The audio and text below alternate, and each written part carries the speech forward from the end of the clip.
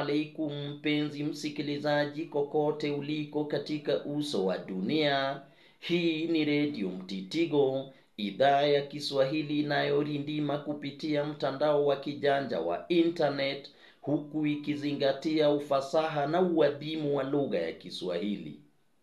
Mimi mhariri mkuu wa Radio Mtitigo Harrison Oluoch na kupakulia kipindi mahsusi cha Je Wajua, ambapo leo tunamulika mbunge wa Teso Kusini Bi Mary Emase, ambaye ndiye mwanamke wa kwanza kutoka jamii ya Wateso kuchaguliwa kuwa mbunge nchini Kenya tangu Mungu aumbe dunia.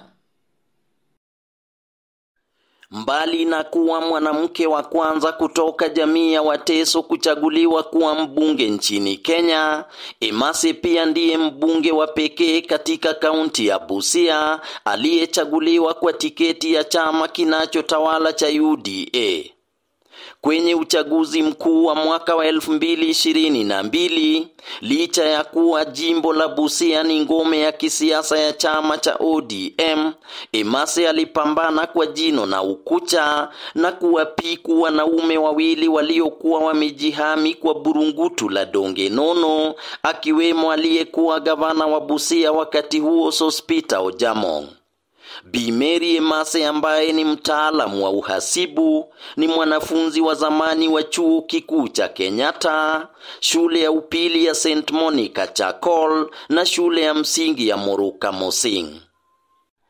Kwa sasa kuna matapeli wa kisiasa na wanasiasa abunwasi ambao wamejitokeza kadamnasi huko Teso Kusini katika kukurukakara za kumharibia sifa Bi Mary Emase, lakini wafuasi kindakindaki wa mbunge huyo wanasema yeye ni simba jike aliyejihami kwa manuari na mizinga madhubuti ya kisiasa, huku wakiongeza kwamba Bi Emase ni jenerali aliye na majeshi lukuki. Ikiwa kuna mwanamke mmoja mbunge anayestahili heshima kutoka kwa wakuu wa chama kinachotawala cha UDA, basi mwanamke huyo si mwingine bali ni Bi Mary Emase, ambaye alijifanyia kampeni mwenyewe katika ngome ya ODM na kuibuka mshindi. Mpenzi msikilizaji, sasa na kuacha ukitazama video ya Bi Mary Emase akimpiga msasa waziri Aden Duale bungeni, baada ya waziri huyo kuhamishwa kutoka wizara ya ulinzi hadi wizara ya mazingira. And I remember when we interviewed you on your first nomination, we still raised this issue of corruption in recruitment of officers to KDF. And you promised us here that you're going to deliver. But Honorable Duale, I put it to you that you disappointed the country. During that time, the amount that was being paid was between 300 to 400.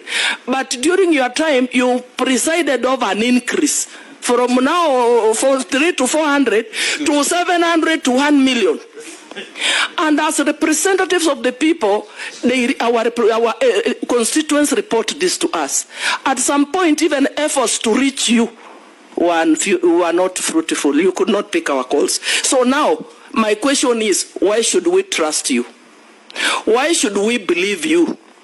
Why should we believe that you are not going to transfer this corruption to the Ministry of Environment? Because even there is recruitment of forest others. You need to assure Kenyans that you will do something when you get to the Ministry of Environment. Radio Mtitigo, habari, moto.